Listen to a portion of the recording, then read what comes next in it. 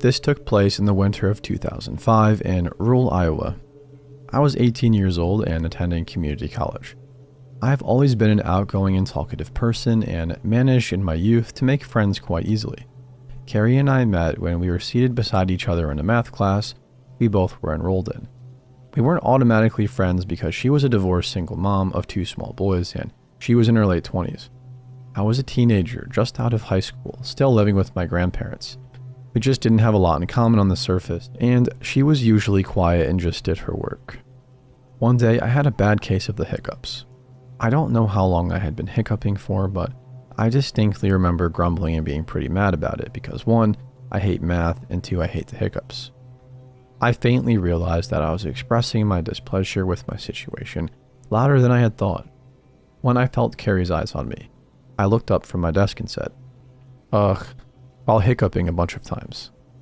"What?" She smiled and started asking me all kinds of questions about my hiccups. Did they hurt? Was it a sharp pain or a dull one? Was it making me angry, and what did it sound like?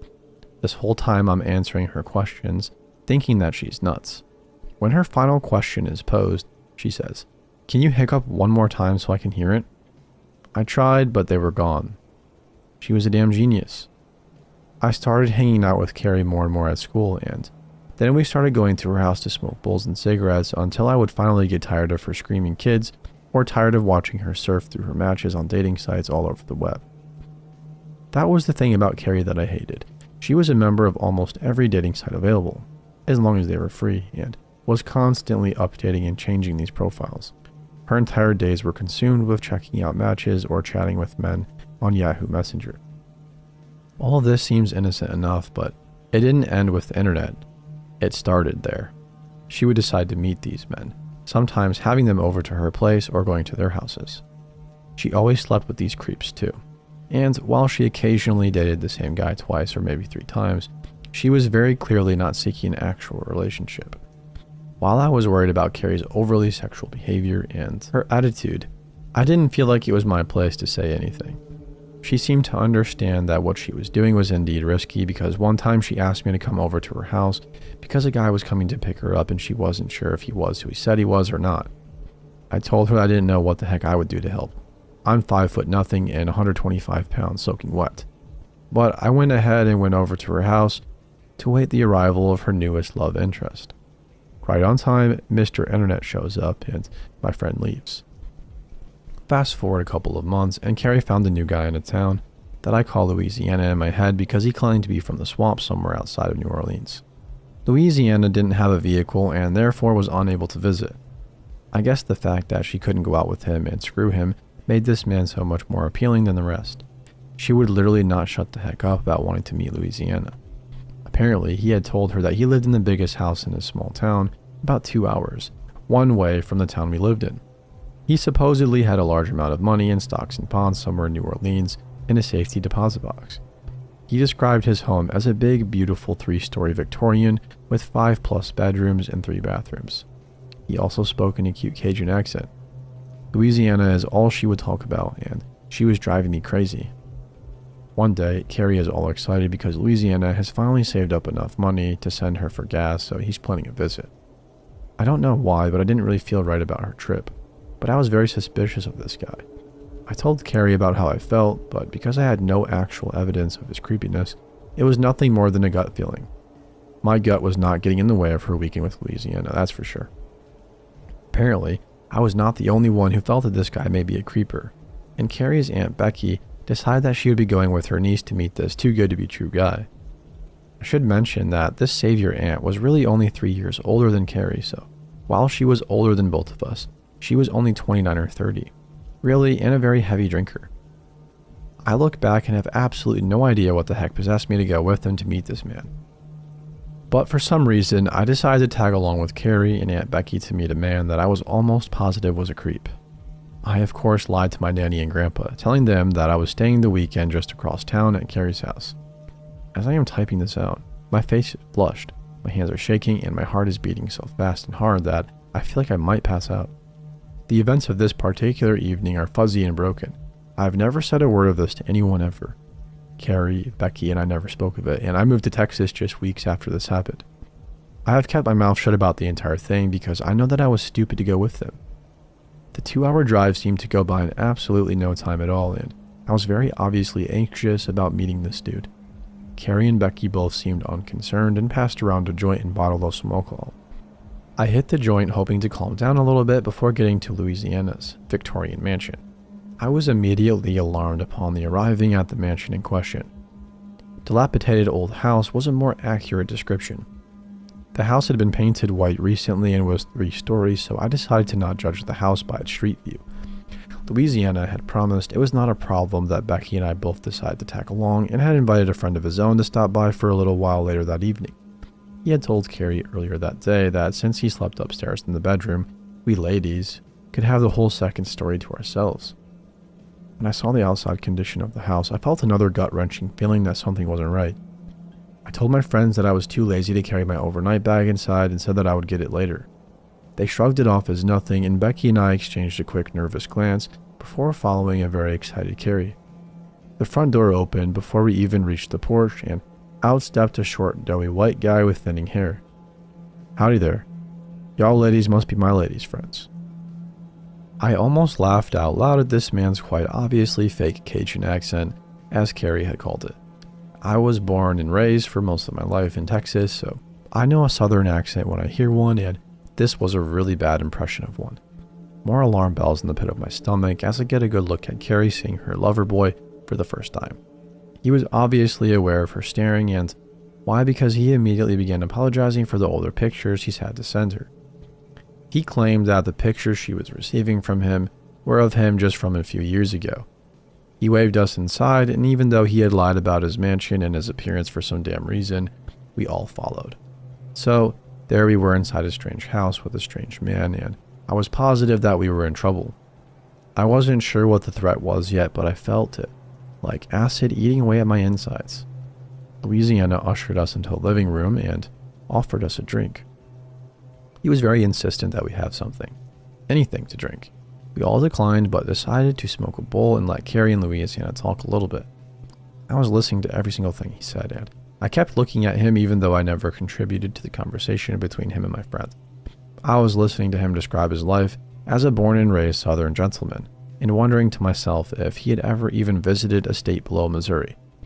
He seemed to spew BS, but my friend was oblivious to the lies over everything, as simple as the weather in the southern states to the pronunciation of a typical southern word. I decided to ask for a tour of the house, and he seemed to be irritated with me for asking, but when Carrie insisted, he reluctantly decided to give us a very quick tour. We saw the living room, kitchen, and one bathroom on the main floor, but all the other doors were locked. He led us up a short, narrow flight of stairs and showed us a quick peek through a doorway to what was supposed to be his room. I immediately felt like he was lying because there was dust all over everything, but brushed it off as nothing. Maybe he hadn't slept in his bed for a while. Every single other doorway, minus one bathroom, was nailed or painted shut.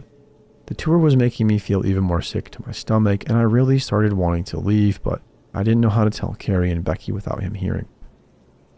He led us back downstairs into the kitchen, where he had a big pot of beans on to boil. He ran to the stove and started ranting and raving about his Nan's gumbo recipe and demanded that we try it. I walked over to the pot and told him that it looked like beans to me because gumbo should have some sausage or something like that. At this point, Louisiana decides he doesn't like me very much, so he just starts ignoring me. About an hour goes by and his friend shows up looking all sorts of creepy. He doesn't introduce himself or even make eye contact with any of us. He just walked in, sat down, and sparked a joint. I was okay with that because, man, my anxiety was through the roof. I could tell that Louisiana, Carrie, and Becky were all getting tired of my excessive questions. Sometime during that joint, Louisiana left the room to get us all some freshly squeezed lemonade. I remember him warning us that it could be bitter because he used real lemons and didn't like a lot of sugar.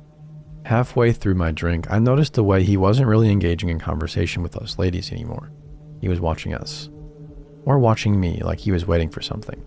I felt like he was waiting for me to say or do something. He went from completely ignoring me to watching my every movement. I became extremely nervous with his gaze so intense on the side of my face that I kicked Becky's foot and motioned towards him with a, "The heck is up with this guy, look." She saw exactly what I was talking about after a few more minutes of him just staring at me as Carrie rambled on about something. I suddenly decided that I had to get the heck out of that house, and I jumped up out of my seat like I had been electrocuted. "Oh, sorry, but I left my bag outside. I'm gonna go grab it." Carrie abruptly stopped talking because of my swift movement and scared tone of voice. She looked up at Louisiana, seeing his intense glaring in my direction, and as if truly seeing danger for the first time, she stood up and followed me towards the door. I quickly and quietly whispered to her that I had to leave. I told her that I wasn't feeling well and wanted to go home. I started out the door with Becky and Carrie following close behind. I will never forget walking away from that house and that man. I was terrified he was going to follow us. He was asking where we were going, and Becky threw him some lame answer about going to the convenience store and that we would be right back. I'm honestly not sure what it was that made both Carrie and Becky blindly follow me out of that house. Like I said before, he hadn't left us alone together, so I couldn't express my fears to them verbally. They had both seemed irritated with my excessively questioning him. I don't ever remember asking them why they believed me when I said I had to go. Maybe they both felt it too. His sinister stare as if trying to incinerate me with his eyes. We were almost 20 minutes away when whatever he had been waiting on took effect. I started hallucinating and felt oddly sedated, not connected to my body. My speech became slurred and I drifted in and out of consciousness for the rest of the way home. Both girls assumed that I had simply passed out from exhaustion and had together carried me into her kid's bedroom. I woke up throughout the night often, all in different stages of panic, but I couldn't manage to stay awake more than a few minutes at a time. The next day I had a horrible headache and my body felt like I had run a marathon. I woke up, wrote Carrie a goodbye note, got in my car and went home. I never spoke to Carrie or Becky again after this incident, and I hope to never see them again. I think of how much worse it could have been and thank my lucky stars I'm not dead. So, creepy online dude, let's not meet. Edit. After numerous inquiries about Carrie and her well-being, I decided once again to search for her. It's been approximately 5 years since I attempted to look her up, and I couldn't find a single reference for her. She has apparently divorced and gone back to her maiden name, so I was able to find her now that I am searching for the correct person. She looks fine, just like her old Carrie self. Apparently she learned her lesson.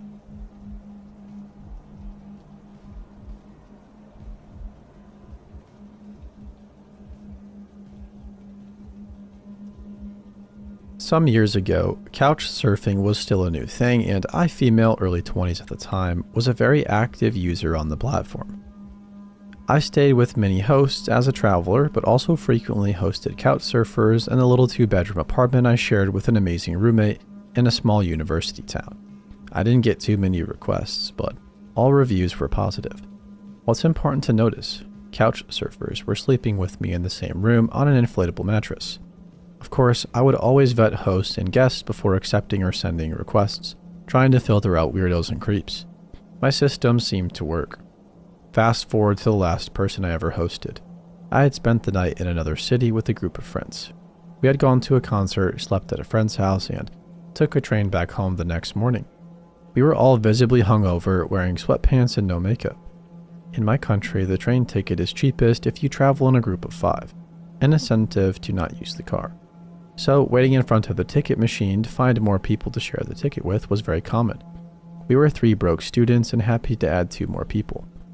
During the train ride, I started to chat with one of the guys on our ticket, a traveler with a tent and a huge backpack who was not connected to the other person on our ticket. This backpacker told me that he was from New Zealand, in his early 30s. Probably a lie, he looked older and had been traveling through Europe for the past 8 months with no plan of going back anytime soon. We ended up chatting a little bit about travel, philosophy, cultural differences, etc. Throughout the train ride, nothing out of the ordinary.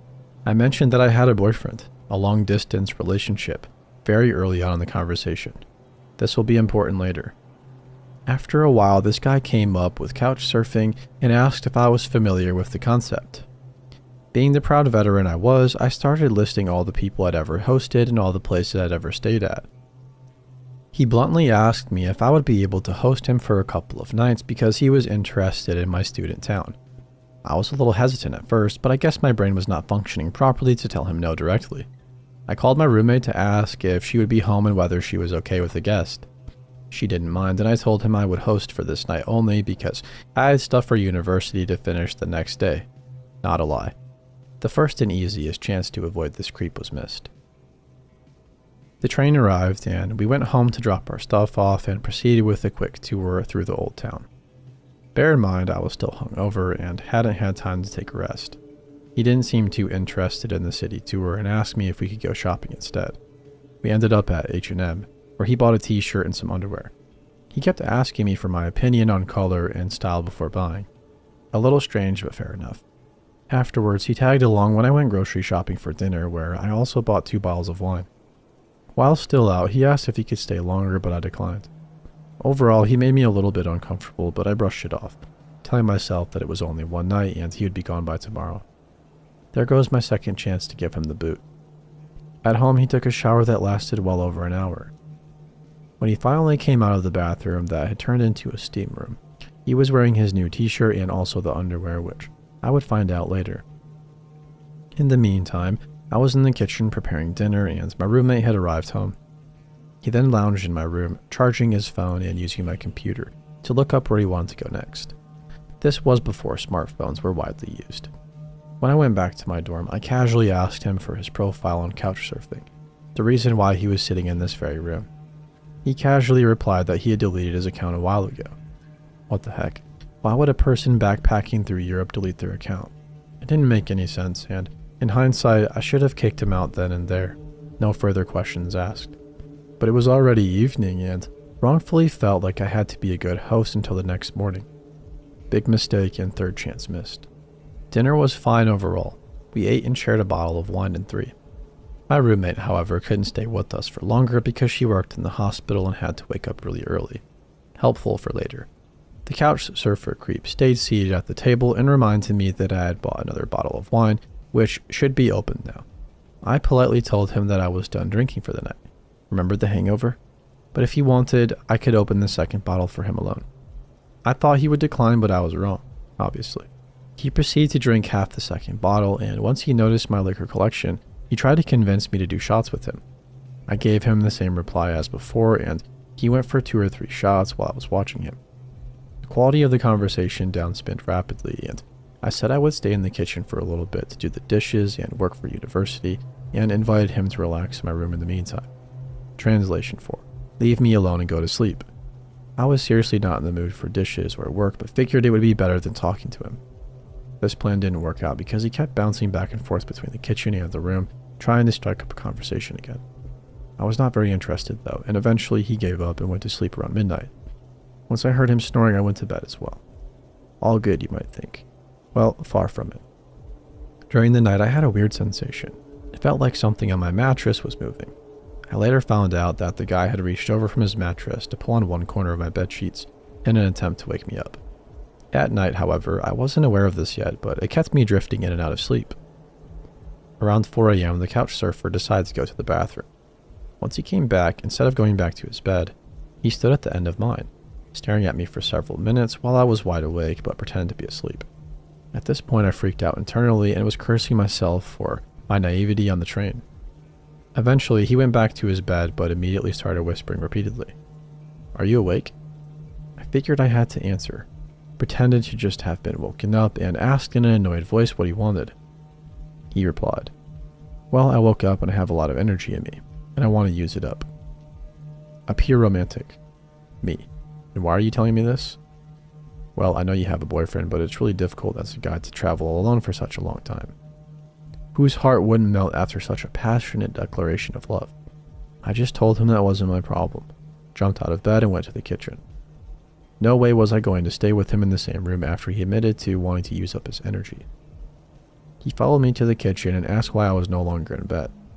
I answered that I didn't feel comfortable with him in the same room anymore and would like him to leave as early as possible.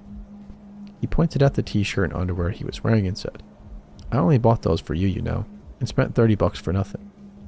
Thanks for the effort, I guess. I simply shrugged and opened my laptop to distract myself. Instead of packing his stuff and leaving immediately, he was restlessly bouncing between the kitchen, bathroom, and my room, doing a series of weird things I don't all remember. The top 3 of those were washing his hands and face at least 10 times in a row. Pre-COVID, mind you.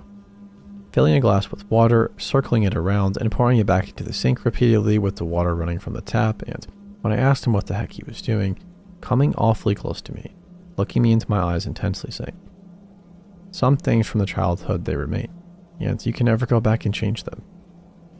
This last thing really freaked me out, but thankfully that was the time my roommate woke up and entered the scene. I quickly filled her in about the night's events in a language the guy didn't speak. Finally, he got the message that there wouldn't be any energy use up time and started packing. My guest eventually grabbed all of his stuff, turned around to look at a picture of my boyfriend and me inside, and said, "He's a lucky guy."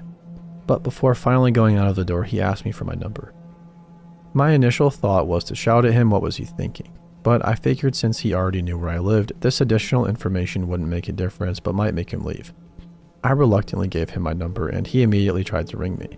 Once he saw it was really my number, he visibly relaxed and was out the door.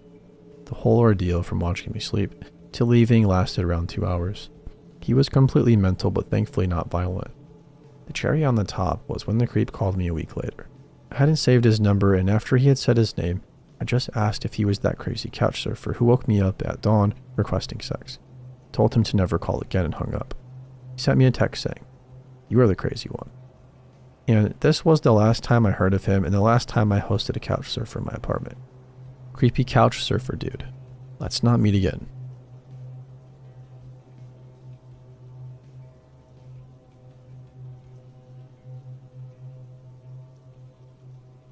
Around 2 years ago, my friend Jenny decided to throw a party for her birthday.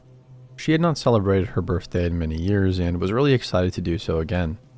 Something important to know about Jenny is that she was an addict at this time. It was all kinds of different drugs. I think it mostly depended on whatever she could get at the time, but it was pretty bad. She is a lovely person and doing well right now, but I do think that her drug use was one of the reasons why all of this went so wrong. Her friend circle consisted mostly of people she used to hang out with. She had a few good and close friends, but not very many. A week before the party, I asked her how many people she had invited, and she said around 80. I laughed and asked her why so many. She said, "Well, I also invited people that I don't know really well, but they're chill." This was already kind of a red flag for me. That night, I had another party before hers, so I was already tipsy. I knew that the other party would be mostly people I did not know on hard drugs, which I had never done and had no experience with at the time, so I needed some liquid courage. I went with my friend Noah. She had rented a small venue to fit all of the people. It was a pretty much abandoned lot on a very quiet street. There were almost no houses, only a few factories. The layout is pretty important to know. Basically, you had the entrance with a tiny yard for people to smoke. Then you had to enter the building and go up the stairs to get to a living room or a kitchen type area. And next to that was a small room with a DJ. Everything was fine at the beginning. I did have a lot of fun. Around 1 o'clock, there was a small fight. I didn't witness it, but I was told immediately after. Apparently, there were 4 guys who tried to get in, but only one of them was actually invited. They were told to leave by some of the guys, and when they didn't, there was a small fight. Nothing noteworthy, I thought then. I asked Noah if he wanted to go out for a smoke. He said that he would finish his conversation, and then we could go together. A little while later, we walked out of the kitchen and towards the stairs, but there were like 6 people bundled up at the top of the stairs. Instinctively, I took a step back. I was just turning around to Noah with this "what the heck" look when we heard people screaming and glass shattering. All the people who were standing in front of us jumped back, and so did we. There was more screaming and people stumbling on the stairs. I then saw Oliver, one of the few people I knew at the party, walking up the stairs, head covered in blood. Another guy I knew by face with a bleeding nose, and my friend Jason grasping his shoulder, his girlfriend behind him. Earlier that evening, I stupidly and drunkenly fell on the cement with both knees scraping them open, but because of that, I knew where the first aid kit was. I never have any issues with blood. I can't handle other bodily fluids, but when somebody is bleeding, I can help them no problem. I saw Oliver go into the kitchen and I wanted to go after him to help him. Now, this is about to get kind of gross, but bear with me. I saw Oliver had something stuck in his forehead. Because I heard the glass shattering, I assumed it was glass, but when I got closer, I saw that it was a piece of his skull sticking out of his forehead. That was way too much for me. Instantly sober, I promptly turned around and went into another room. He was surrounded by a lot of people though, and 911 was called immediately. Turns out that those guys who were rejected from the party came back with 30 other guys, carrying bats and steel pipes. They just started hitting the first people they saw, and they left as quickly as they came. The whole attack lasted no more than 30 seconds. I found my friend Jason, still grasping his shoulder. He and his girlfriend were closest to the entrance of the property, so they were attacked first. Yes, these cowards did indeed beat up women. They did not care at all. Jason's shoulder was dislocated. Luckily, his girlfriend wasn't too wounded. Police and an ambulance arrived pretty quickly. Oliver was taken to the hospital and luckily made a full recovery after surgery. My friend Jenny was hysterical, both because of what happened and because of what was in her system. The cops were no help. At one point, they yelled at her because she was too upset to form a complete sentence. They left after a while, and so did most of the people. Noah and I were still there. We tried to help whenever we could. I was still in shock and kind of dumb, but what snapped me out of my daze was seeing people scrubbing the blood covering the staircase. There was nothing more I could do there, and more importantly, I wanted to go home. Noah went with me and we stayed up for hours talking and processing everything. To think that if we hadn't decided to go smoke even a minute sooner, or if Noah hadn't been having that one conversation, we would have been in the middle of all of this. It would also have been a very real possibility that these guys had guns or knives. We lived in a pretty rough area, which is even more terrifying to think about. Hands down the worst party I've ever been to. So yeah, to those guys who ruined my friend's party, let's not meet again.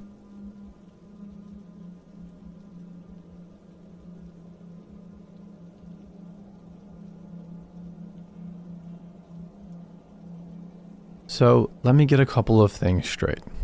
Our little village was the kind of place where everybody knows everyone, and I could count the number of houses on two hands. We were a really quiet and close-knit community, and nothing ever happened there. Proper out in the sticks stuff. One night a few years ago, my mom and stepdad had gone out to this concert and left me in charge of my little brother and the dog. I wasn't very old, probably 14, and I felt really proud that my parents trusted me enough to do this. I thought I was a pretty cool big brother, and I thought we'd be doing cool babysitter stuff like staying up late, eating pizza and stuff. I'm kind of glad we did because I don't know what would have happened if we hadn't. At about 10:30 the power cut out. I didn't think anything of it because the weather hadn't been great lately, and I figured that had something to do with it. I got some candles out on the cupboard and lit them up and put some of our favorite songs on. As soon as I sat back down, Sonny, my little brother, turned to me and, being the weird little kid he was, told me very calmly that somebody was outside. I was a little perturbed by him, but the dog hadn't done anything, so I presumed it was just the neighbors or something. He just shrugged and went back to his drawings. There is a running joke in our house that you don't need a clock with the dog around because he is such a creature of habit that he will consistently get up at exactly the same time every night to tell you that it's time to initiate his nightly go-to-bed protocol. It was about 3/4 of an hour after the power went out when my dog decided that now was the time. I told Sonny to go get the dog his biscuit while I let him out for a pee. Now, our kitchen is an extension to the original house, and so as such, has a flat roof that's competitively low to the ground, compared to the rest of the house, and offers easy access to the bathroom window. As I opened the door so the dog could do his thing, Sonny pushed past me in the doorway and whispered, "I know you're out there, and I'm calling the police." As he turned around with the biggest, proudest smile you've ever seen on his face, there was a very distinct rustling coming from just above the doorway. I don't think I'll ever forget the way Sonny's face dropped when he looked just above my head. I looked up. The man sitting on the roof above me panicked, tried to kick me, and then ran off into the next door's garden, and presumably into the cornfields surrounding our village. I was scared shitless, and Sonny was bawling his eyes out. I ushered him inside as quickly as I could and got a knife from the kitchen. We both went to his room, and I told him to try and get some sleep while I waited for our parents to come back. It wasn't an agonizingly long 4 hours before they did. My stepdad immediately went outside to check to see if everything was okay. I heard them talking about how something had smashed the fuse box. Obviously, we called the police, but they didn't come until later that day.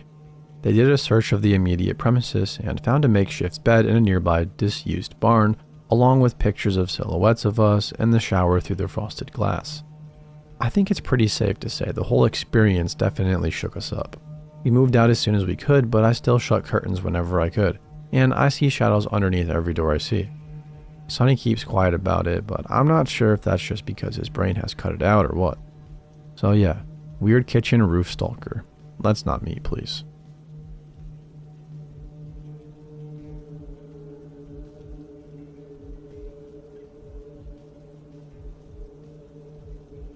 13 to 14 years ago, when I was around 12 or 13, my family had a gathering at my grandma's house, which we did very often back then. My brother, cousins, both boys, and I, a girl, were playing in the inflatable pools in the backyard. The neighbor kid, probably my brother's age, like 15 or 16, climbed his fence so he could talk to us. We were having fun joking and chatting with him, so he asked if he would like to join us. My grandma gave the okay, and he came over to partake in the festivities. Everything was great until my cousins and brother went inside to help with something.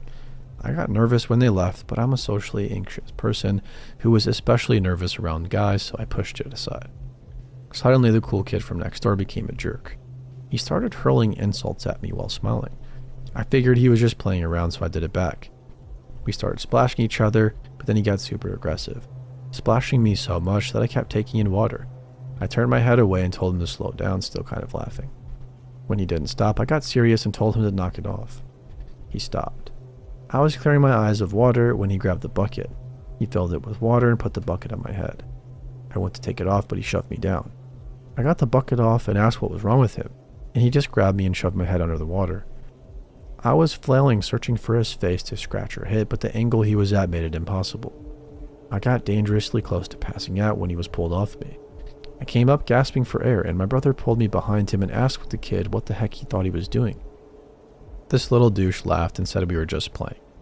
My brother stepped forward and asked how trying to drown me is playing. The kid kept smiling, and my brother told him he needs to stay away from us. The kid scoffed and angrily said, "You guys are boring anyway," and was escorted out by my sibling. We never said anything to the adults for reasons I can't understand, but the kid kept taunting us in his backyard. He even brought one of his friends to mock us and insult us, which resulted in us telling our family, so that stopped real quick. He tried to call us liars, but that wasn't believed. Shortly after that, the family moved, and we never dealt with him again.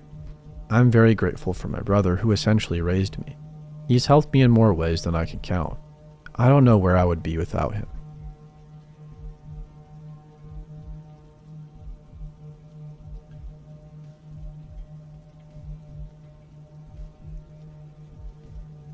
I went to a wedding of my friend Courtney about 2 days ago, and I still can't shake my mind over what happened. For context, I grew up in a very religious household and went to church every Sunday, and Courtney is probably the only person from my old church that I still keep in contact with. The situation started at the reception. Courtney was super excited to see me and was definitely the only person who felt that way, judging from all the stares from people at my old church. I sat down at my table and started playing something on my phone when some guy sat next to me. He said that the seating chart said he was supposed to sit at my table and introduced himself as the groom's friend Anthony. He was pretty cute, so I spent a lot of time talking to him, and we really hit it off. He didn't seem to judge me for being an atheist and seemed genuinely interested in me. When the dance started, they started playing Brown Eyed Girl, and he offered to dance with me. We danced together for most of the night until he left to go to the bathroom, and a little later I did too. When I came out, I saw that my purse wasn't on the table, which was weird because I swore I left it there. I was tired and thought I had just left it in my car, so I went into the parking lot and into my car to look for it and found it on the center console. I still thought it was weird because I really thought I had brought it inside, but at that point it was pretty late in the night, so I didn't think much of it. I danced some more and noticed Anthony was gone. I asked the groom, who said he had gone home because he wasn't feeling good. Pretty soon I felt pretty sick too, so I said bye to Courtney and went to my car. As I put my keys in the ignition, I looked behind me and saw something weird. It looked like something had ducked down from the trunk. I took my keys out and looked back there, and that was when I saw him. Anthony was crouched down in the trunk of my car. I started screaming and ran out with him chasing after me. I went inside and told Courtney, who immediately told her husband, who walked me back to my car where Anthony was nowhere to be seen. Courtney's husband said that he didn't see his car anywhere, so he probably left. I left, and I still feel sick to my stomach thinking about it. He could have easily gone home with me and killed me if I hadn't looked back. Courtney said that she feels terrible that she invited him and that she had no idea he would do that. I haven't stepped out of my house since because I'm worried that if I do, he'll be waiting for me like he was before. Update. The last couple of days have been kinda crazy, so I haven't had the chance to look, but thank you all for your advice that I wish I would have known about earlier. Unfortunately, my address was on my ID, and as I learned now, Anthony took photos of it. Anthony and the groom aren't exactly friends, but they knew each other well enough for him to be invited. After the whole fiasco, The groom tried to text Anthony about it but got no response. Anthony showed up at my job and was lurking around the parking lot before he ran off when he saw security. He left me a note on my windshield that just says, "I'm watching." Security at my job has been notified about him, so hopefully I'm safe there. I was told by other people that went to the wedding that he was introducing himself as my boyfriend and that he was planning on proposing. I'm currently trying to file a restraining order against him and feel horrified. He lives in my city and knows where I live, so I'm staying in my aunt's house as I speak.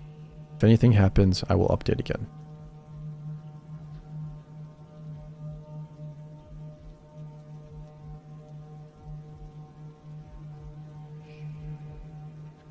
This happened when I was about 11. My two friends and I, all of us male, were swimming in my friend's backyard one night around 10 p.m. My friend's house borders the junior high school property and is separated by a chain link fence. As we were swimming, I looked over and I saw a tall man dressed in black in a baseball hat, standing there zombie-like almost, just watching us. For some reason, I didn't get scared. I just thought it was weird. I mentioned him to my friends, who both look over and immediately start screaming their heads off and screaming away to get out the pool. Their reaction woke me the heck up to the reality of the situation, and I almost crapped my swimming suit. We were one by one trying to use the ladder, and I was in the rear, so as I'm waiting, I look over, and the guy is scrambling up the fence as fast as he can. He made it to the house and managed to slam the door and lock it as he reached the door. This was the back door, which was like 80% clear glass, so he just stood there looking at us as we screamed our heads off. I notice he's holding a freaking baseball bat. We run and hide behind the living room couch. He keeps juggling the doorknob, but luckily never uses the bat to break the glass, which would have been easy.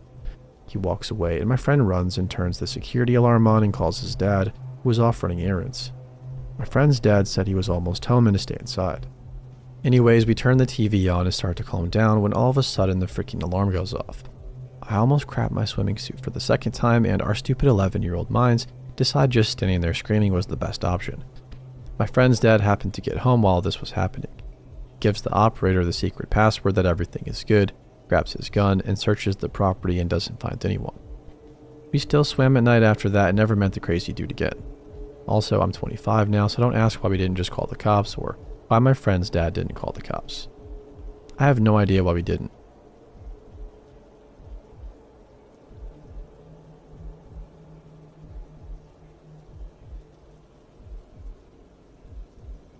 My wife and I purchased our house about 6 years ago and decided to start a family.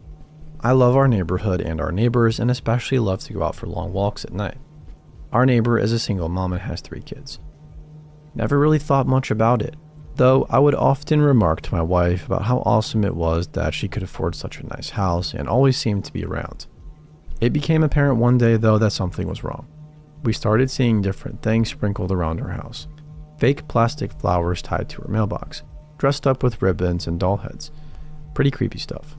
After a quick powwow with my neighbors, we found out that she had a history of mental disorders, and they all feared that she had stopped taking her medication. Over the period of a couple of weeks, she began acting more and more erratic.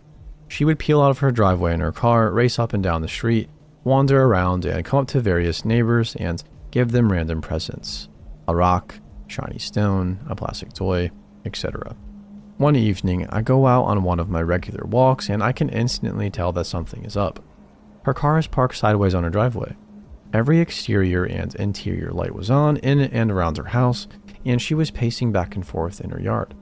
I crossed the street and hid in some shadows and just decided to observe her. I have training in human development and am a generalist in knowledge around emotional and behavioral disorders. Suddenly, I saw her sprint across the street to my side of the street and jump up on my neighbor's porch right in front of the door and just stand there. She stood there for a good 10 minutes and then very slowly turned around and started to walk back across the street. I thought about calling the police, but she was technically not doing anything wrong. Well, maybe trespassing, but I knew her kids were friends with these neighbors' kids. So I started walking across the street and intercepted her. I did not startle her and said loudly, "Hi, how are you?"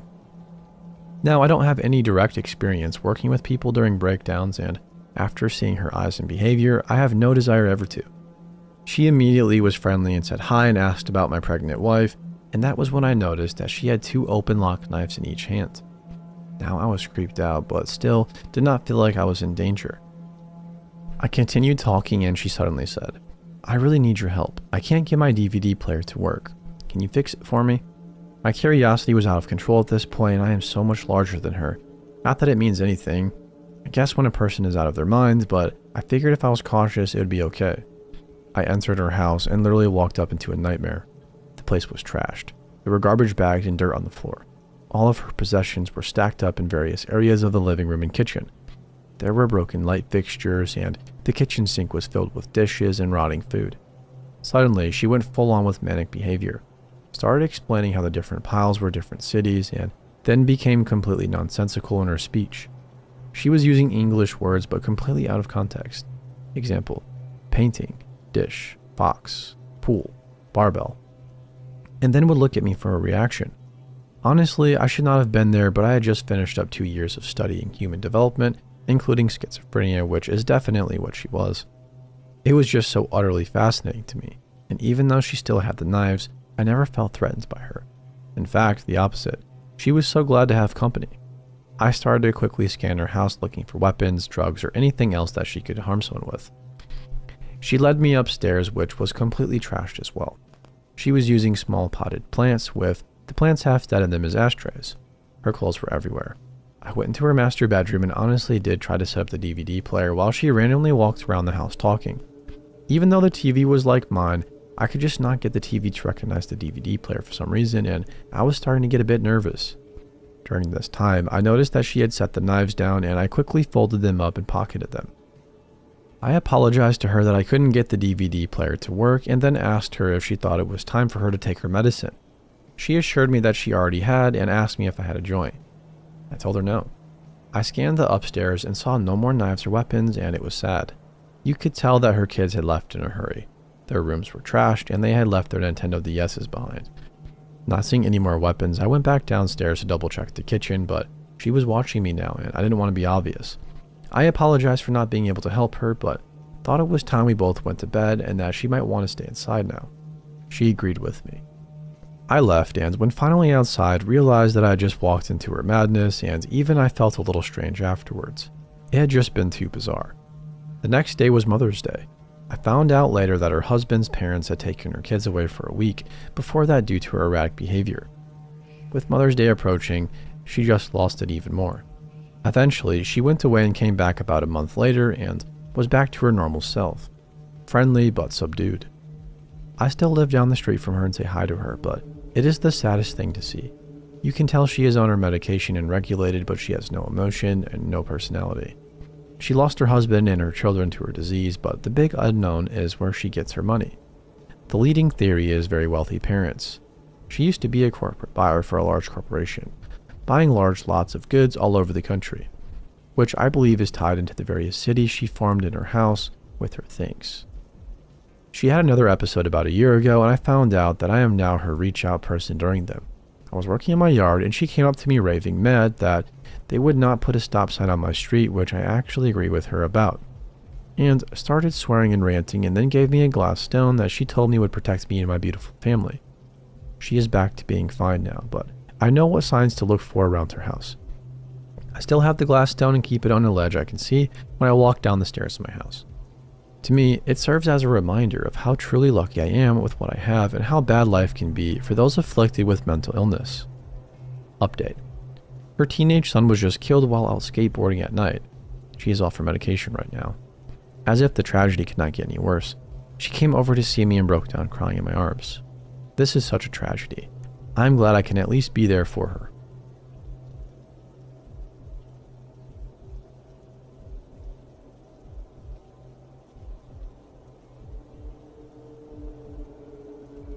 When I was 11, I used to walk home from school.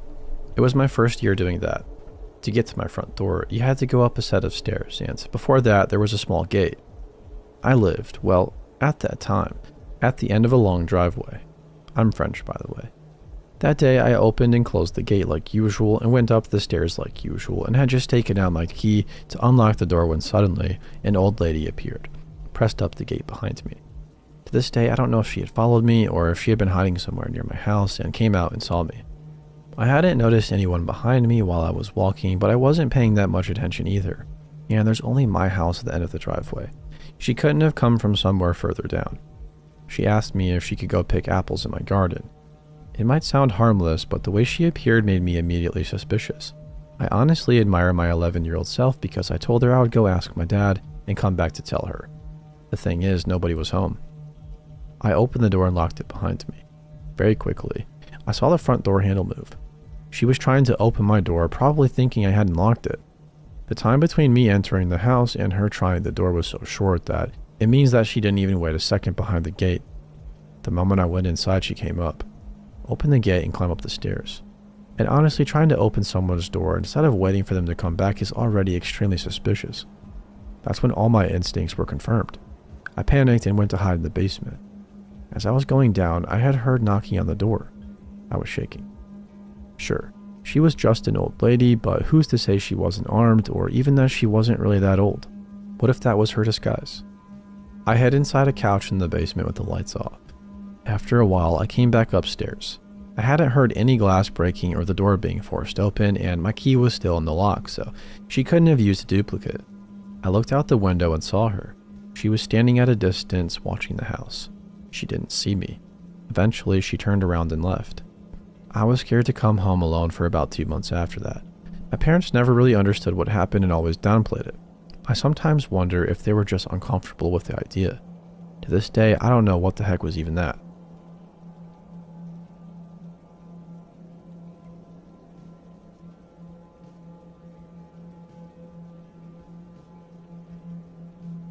This happened about 10 years ago when I was 14.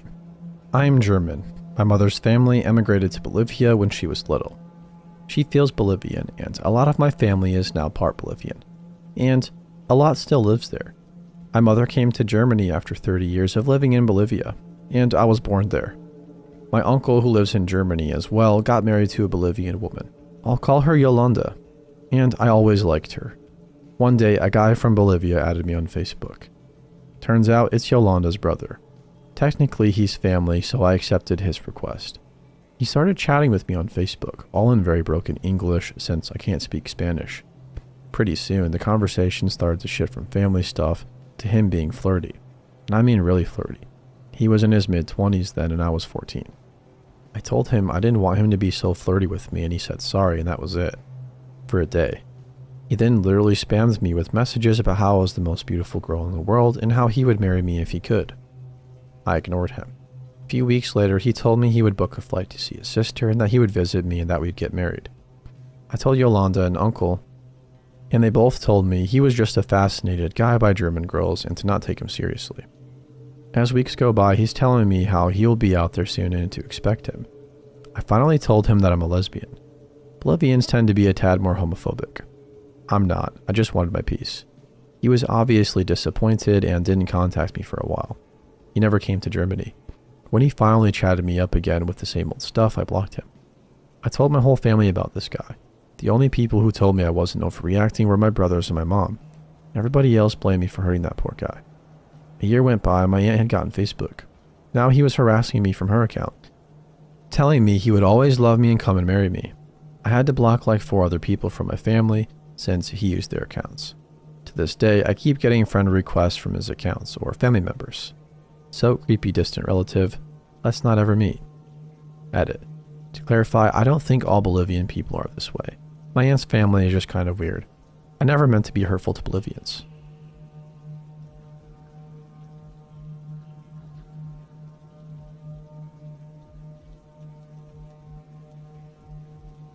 Canadian female here. When I was 14, my family went on a camping trip. The group consisted of my parents, grandparents, my 12-year-old sister, and my 7-year-old cousin. My cousin was getting pretty bored of campfires as a kid does, so we decided to walk to a park a couple of streets over. We were parked in a campground, as opposed to out in the woods, so this park was accessible and in the sight of the majority of campers. It was a good 5-minute walk from our site though, far enough away that my parents wouldn't be able to hear or really see anything that was going on. We sat on the swings for about 5 to 10 minutes before a girl around my age walked over. I saw her coming because her tent was directly across from the park. She sat on the swing beside me and started talking, asking me where we camped, how long we'd been here for, what music I liked and stuff. She kept her head down the whole time, making eye contact maybe 3 times. She seemed distracted and possibly upset, so I smiled and tried to make friends. Unfortunately, that wasn't her plan. About 10 minutes into our conversation, she said goodbye and headed back to her tent. Not 2 minutes passed before a man in his mid-20s stepped out after her and proceeded to walk towards me with a huge grin on his face. He must have been her brother. My first reaction was to assume he was mentally handicapped. Why would an older man be smiling at me so excitedly? I gave him a small smile and tried to look away, but he was barreling down the street towards me, refusing to break eye contact. When he reached me, he said, "Hey," and asked me how old I was, what my name was, etc. I stayed sitting in my swing, responding politely as a naive 14-year-old would as my sister and cousin stared at him. They were obviously freaked out but didn't know what to do. He then asked me if I liked Justin Bieber. Even though I wanted to support our fellow artists, I said no. He then asked me if I liked One Direction. I said they were okay. What Makes You Beautiful had just been released, and I genuinely enjoyed it, which I had talked about with who I assumed was his sister. He asked me if I wanted tickets. At this point, my sister and cousin, although so young, knew something bad was happening. They took off sprinting towards our trailer, and I started standing up getting ready to leave. I told him no, I didn't want tickets. I felt squeamish, as I had a feeling he wasn't asking for money. As a 14-year-old who looked 11, it was obvious that I didn't carry cash, and there was no way in heck that he wanted me to go ask my parents for some. He persisted, listing Katy Perry, Lady Gaga, Bruno Mars, etc. I started walking away at this point and told him no, that I wasn't interested. I got scared that he was going to follow me, but thankfully he didn't. And I was able to walk home at a normal pace. When I got there, my cousin was crying while my sister was trying to explain what was going on. I tried to calm them down and told everyone what happened. Again, as a naive child, I started pushing down my feelings of danger and instead forced myself to believe he was simply selling concert tickets. Thankfully, my mom is quite strong-headed and saw through it. She made me point out the campsite and, dragging me with her, walked up to the family and gave them shit. I was embarrassed at the time, but thankfully, my mom is as confident and tough as she is. I'll never know what exactly he wanted from me, and I'll never know what he did to that little girl to turn her into a scout for his sick scam. But I am glad that I had the paranoid, ballsy family that I do to protect me. Who knows what would have happened if I didn't?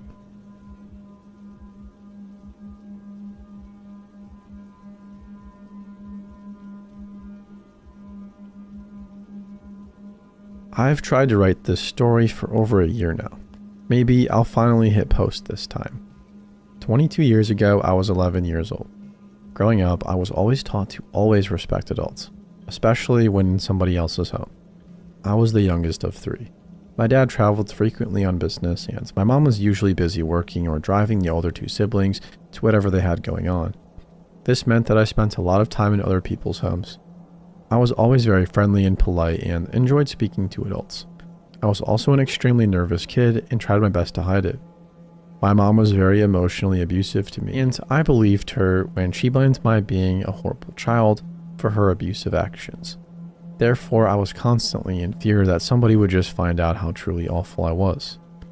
My approach to life at 11 years old was be polite, never make waves, and don't make mom mad.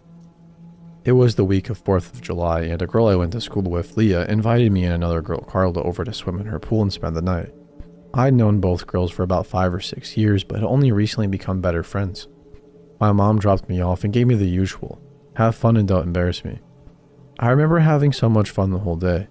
I was young for my grade, so while I was still 11, Leah and Carla were 12. They flirted with boys and wore bras and stuff. But I was a tomboy and flat as the floor. Leah and Carla were cool.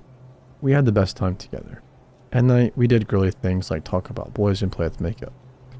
It was so different from my normal summer night hangouts, playing capture the flag with the neighborhood boys. The next morning, we were still giggling and having fun. Leah asked her mom if Carla and I could spend the night again. She said yes, and we jumped around with excitement.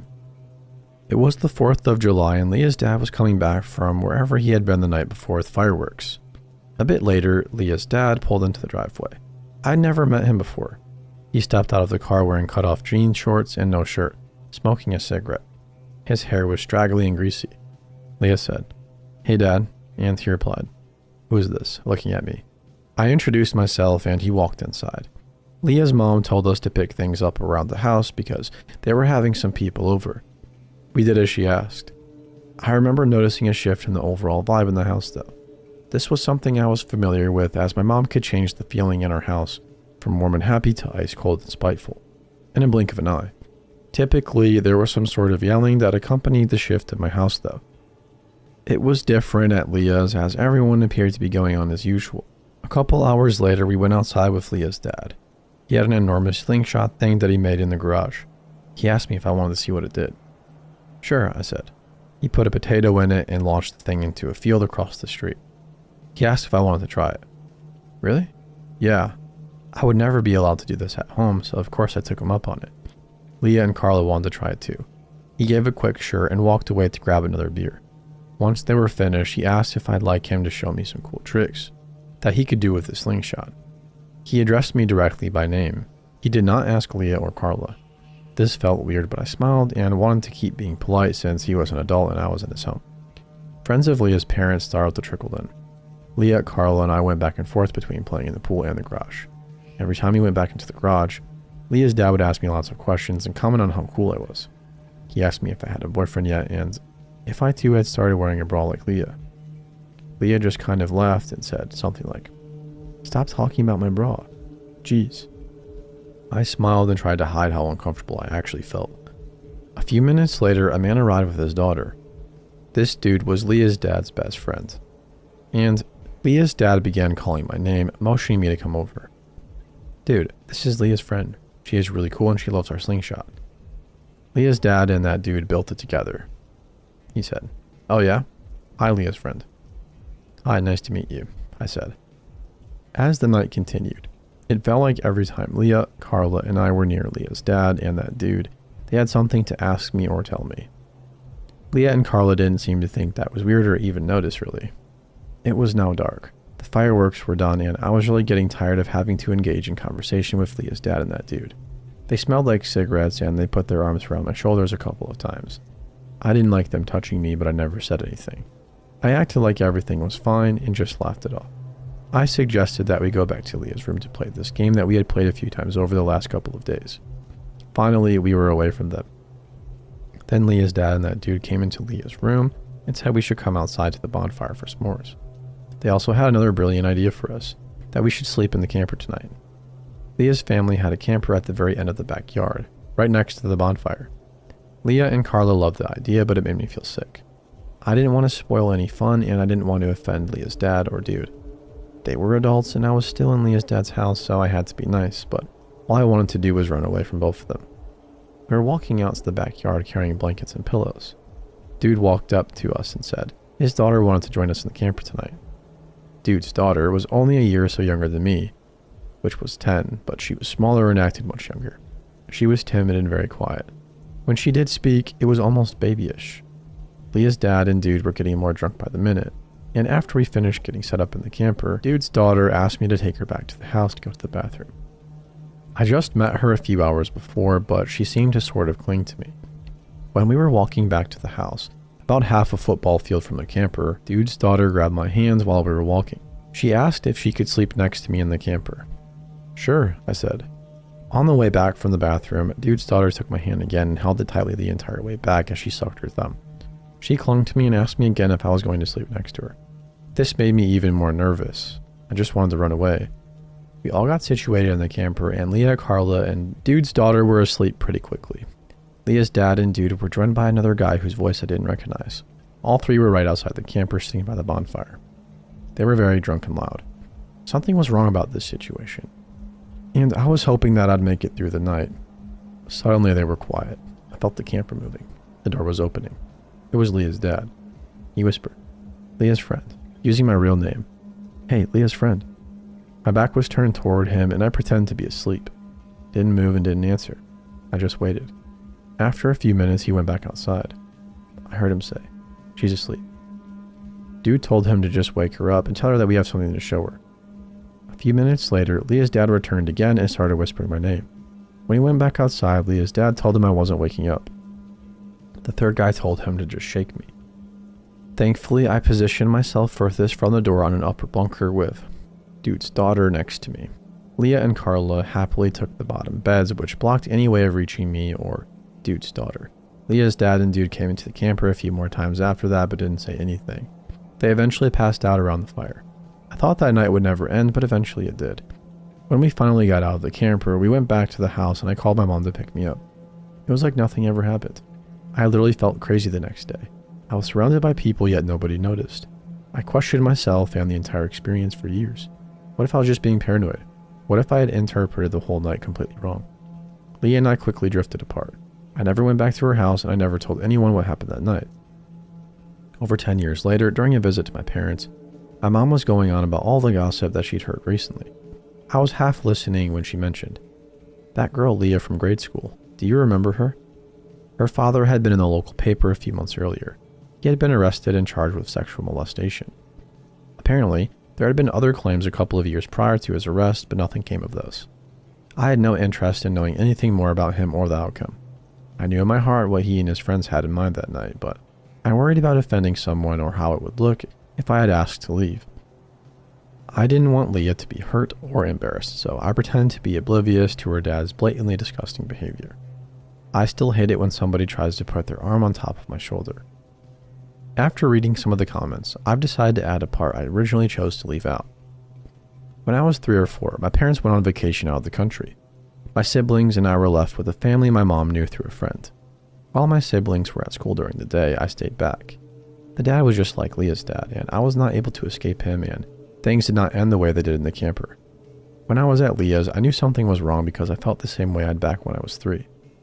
Dude's daughter's behavior only confirmed my fears. I wish I would have said something comforting to Dude's daughter in the moment or hugged her to keep her safe. But I didn't. I didn't say much of anything. I did have her sleep next to me on the top bunk, but that's about it. When I was about 9, I mentioned what happened when they were on vacation. My mom completely shot me down. She said there was no way it happened. She said I would have tried to fight him off and would have never let anyone touch me. Her response made me believe it had been my fault and I let it happen. I also learned I couldn't rely on her for support. The morning she picked me up from Leah's, I knew she wouldn't believe me, or worse, she would blame me. I later learned that this was her way of escaping responsibility. If she had acknowledged what happened, that would mean she would be admitting that she maybe made a mistake in her parenting choices.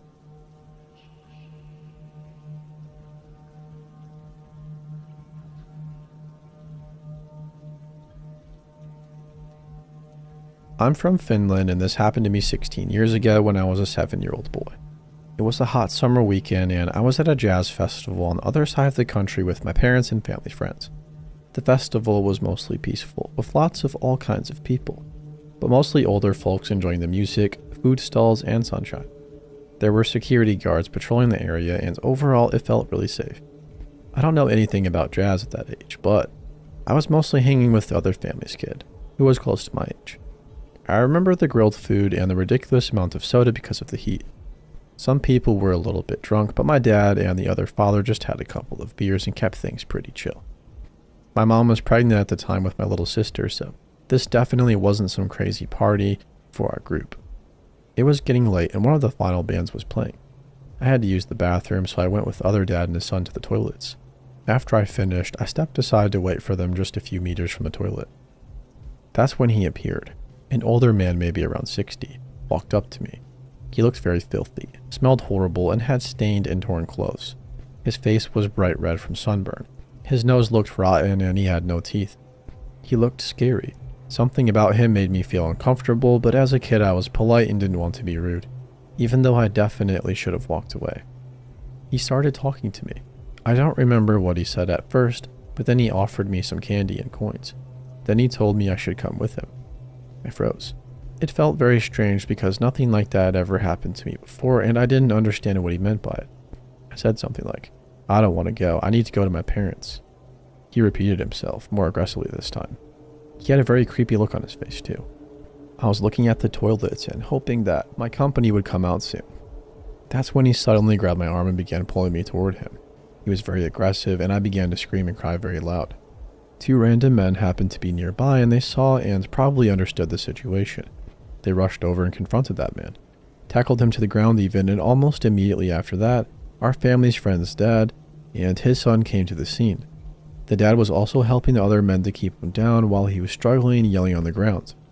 Security showed up within a minute and escorted the old man off the festival area. A woman came to comfort me, and we rushed back to my parents. My mom was absolutely horrified. My dad was furious. I calmed down pretty quick and the situation was basically over.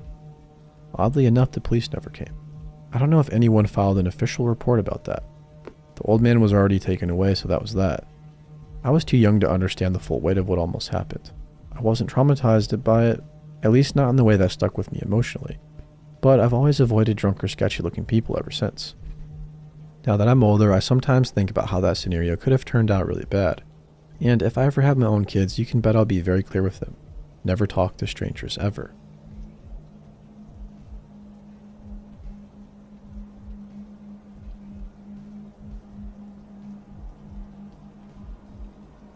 Hey, this is my first post ever, so apologies ahead of time for any mistakes or things I'm oblivious to.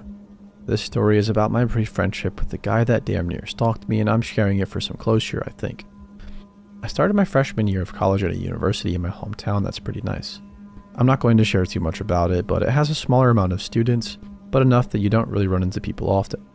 I lived on campus and I was only 17. I had Tinder, of course, as I was fresh out of a relationship and looking to experience new things in college.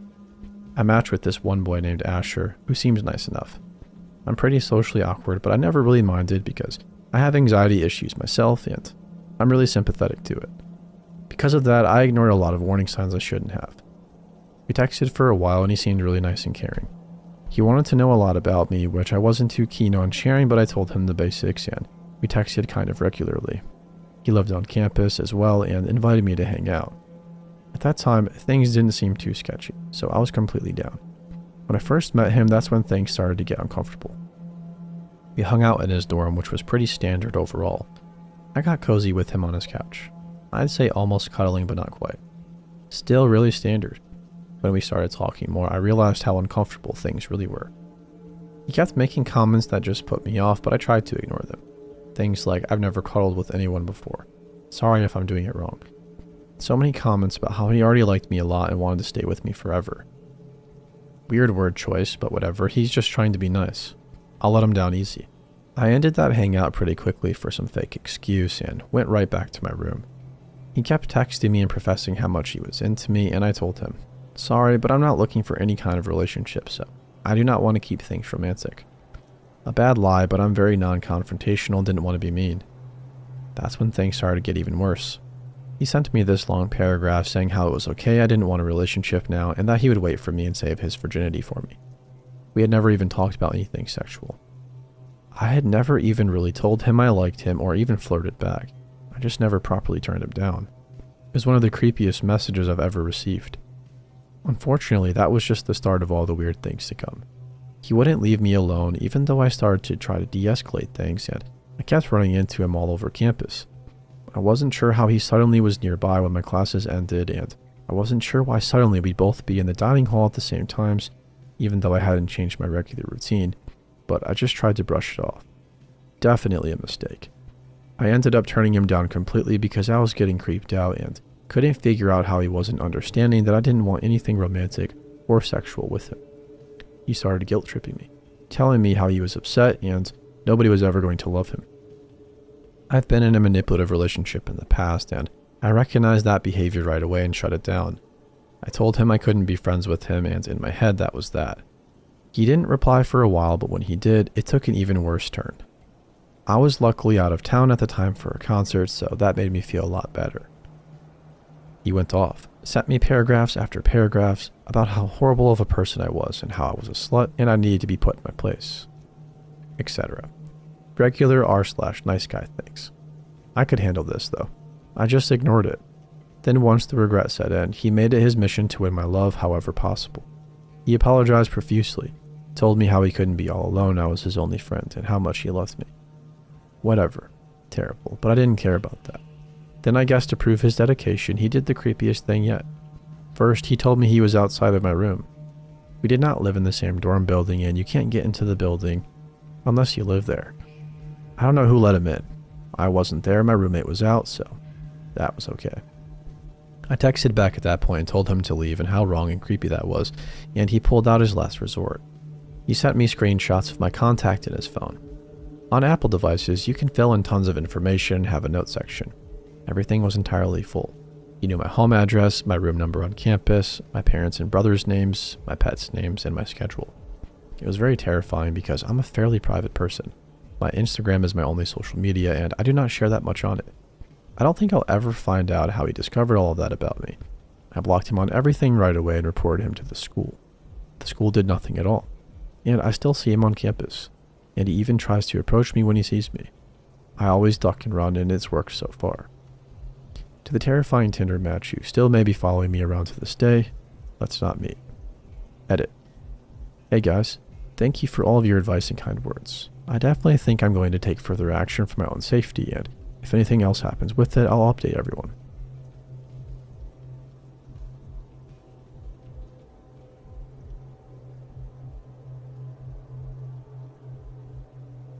I live in a pretty rough neighborhood. I have 4 other housemates, but they're all away for the festive season. We are students. At Christmas, I was gifted one of those Ring doorbells that have a camera. I attached it to the frame outside my door, which looks out towards an old pub. A couple of days went by, and then the postman rang the doorbell, which was pleasant. It worked a treat.